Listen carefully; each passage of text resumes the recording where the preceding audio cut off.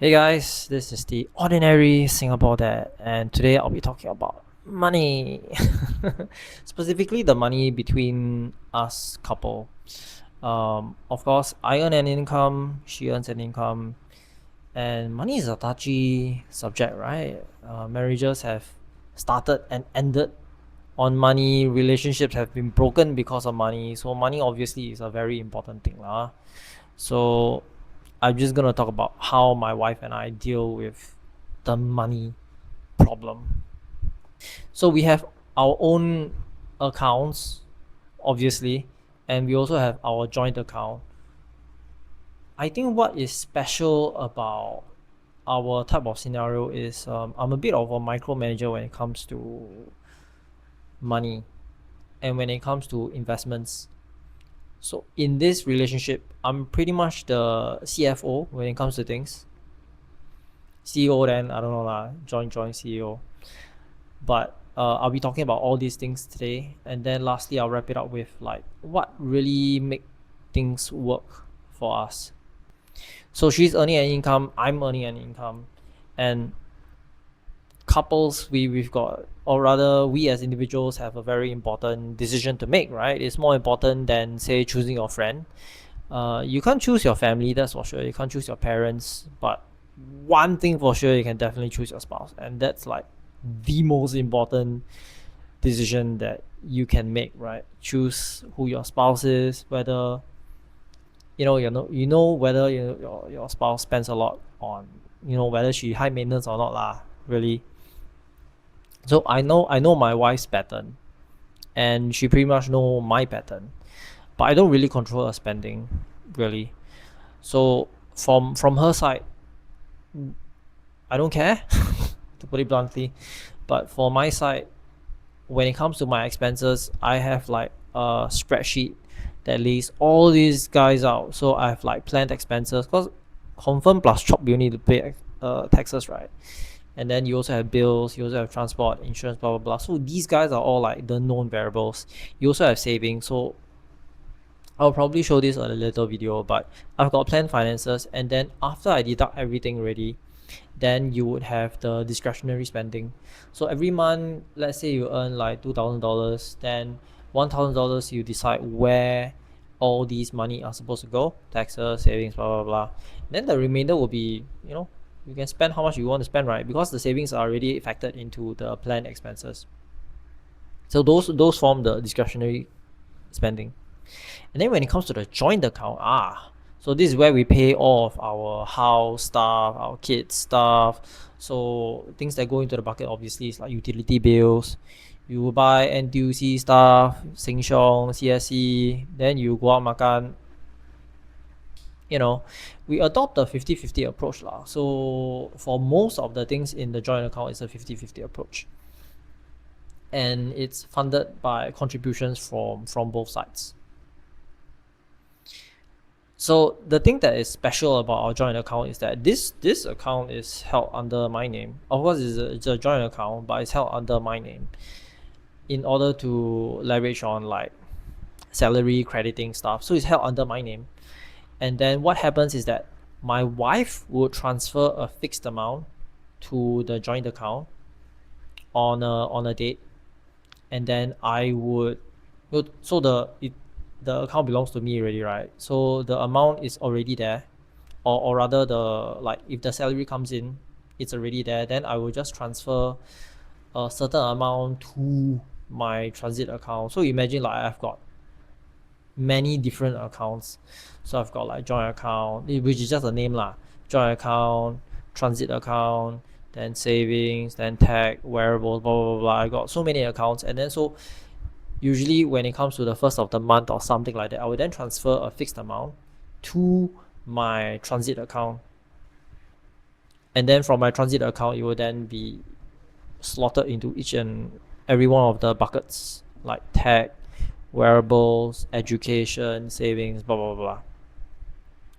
And then the joint account, we will want to have a balance of about 20k lah. This would be like the working capital of our joint account.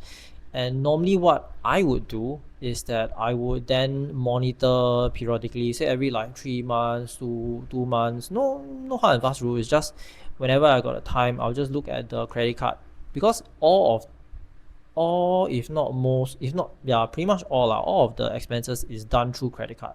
So I'll just go through the statement and just kind of have a feeling, have an idea. Not say feeling lah. It's more like opening a spreadsheet and then calculating, and then, oh, okay, this is how much you're spending for food, this is how much you're spending for insurance. You will know upfront already, but it's mainly about food, and whether is the spending spiraling out of control.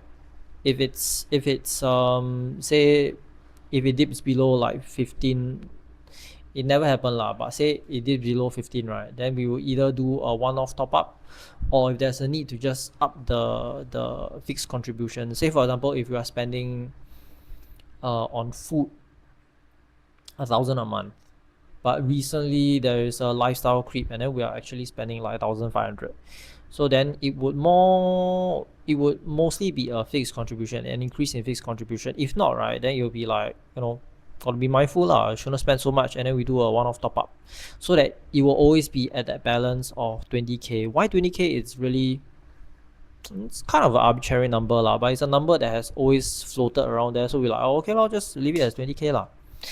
Yeah, then if it does go up to an excess, which does happen, we'll just put it off somewhere lah. Can be a fixed D, can be back into our investment pool, and anyhow lah, really. It is, the money belongs to us, so we do how we see fit. Generally, when it comes to money, right, we have a few things going. Like for example, we will always do a budgeting lah. We will always talk about whether are we, say for example, come the new FY, we'll be getting promotions and we'll be getting pay increment, fingers crossed. But usually it's pay increment, and then we'll see, oh, okay, so we got this increment, so we got a spreadsheet, and then we'll decide as a family what do we spend on. So say for example, you want to spend more on holidays, or is there any specific place we want to go? Whether should we be spending more on tuition, for our kids, or should we be spending more on NTUC stuff like that? Then we will then agree, and then maybe the contribution will change, maybe it won't, but every single year we will have this alignment on big goals lah. Where is the family spending, like MOF lah, every year Lawrence Wong just give the talk, so it's like the same thing lah. We'll just come down and then we'll talk, we'll decide, we'll look at the spreadsheet and then see where the money is coming and going, and then have a good talk about it. And of course there's always the investment review lah, but this happens probably not every year lah. Actually it's like more often than that, because it's like I have nothing better to do then. It's like I just open my IBKR and just like, oh, this is the amount that we have left. So this is how we normally approach money. It's very open communications. There's no like she doesn't know how much I earn, I don't know how much she earns, I don't know how much she spends, because for us we do have this common background. We grew up poor, so we know what it's like to be short on cash. So for me, I'm a big tracker. I always track all the stuff, like little bit of money going out. Started when I was in NS. Back then I think it's just pen and paper, but it's just seeing like, oh, I spend this much on this thing, that much on this thing, and gradually the habits just snowballed to what it is today. But for her, of course, she knows the importance of being frugal in a way, but we both have our own patterns lah. But we know the value of money, so we won't like spend it arbitrarily on something. And of course we do acknowledge that, at the end of the day, right, her money is still my money, my money is still her money. Why do I say this? Because when we retire, right, we don't say like, oh, she accumulated a lot less than me, that means, okay, I go to Norway and you go to Taiwan. No such thing, right? Like, we are going together, and that has been our approach, or rather this thinking really solidified in the past few years lah.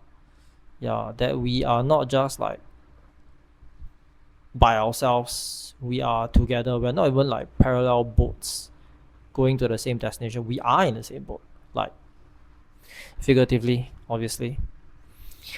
uh there are of course like discretionary spending. Like that time I bought my Steam Deck and it wasn't cheap. Then even things like that I would still like check in with her lah, so long as it's a certain amount. But she's like, oh, okay, okay, all right. Still is like, go ahead, because ultimately it's still our money. But the important thing is that we know the value of the items that we're buying lah. We won't be so loose with cash lah. Let's just put it that way. So that's about like the spending side. Investing as a couple can get a little bit tricky. I admit. Initially, we had very different views because I would say I have more of a investment experience, or rather, I have more investment experience than my wife lah. So for me, I'm very comfortable. Like I started off buying REITs.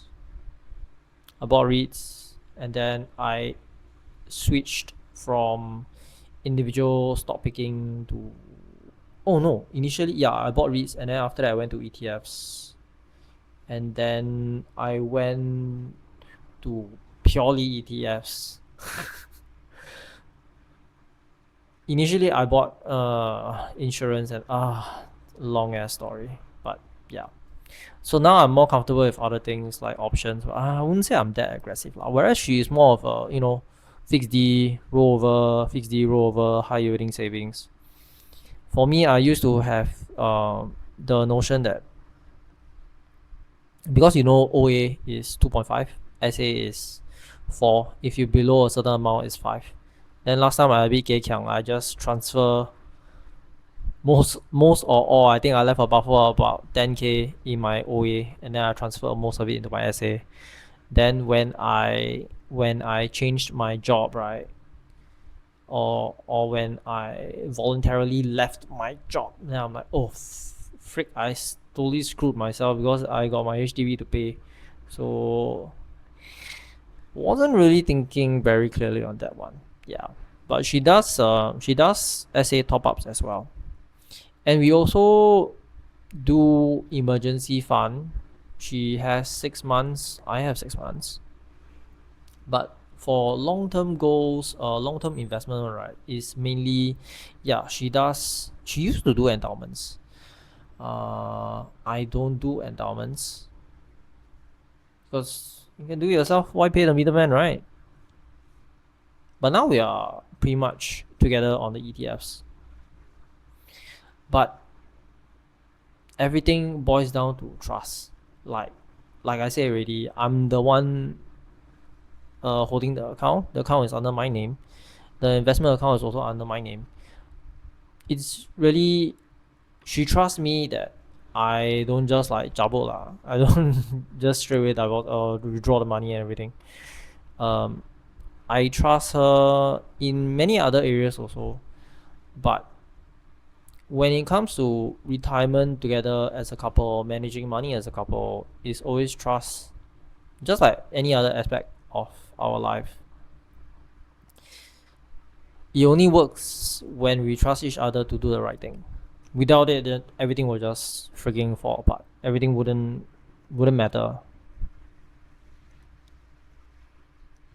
But this is really just how my wife and I made it work. It's obviously will not be the same for everybody. So if you're married, what is your system? Or if you're single, planning to be married, what is your system like? Do let me know. Thanks, guys.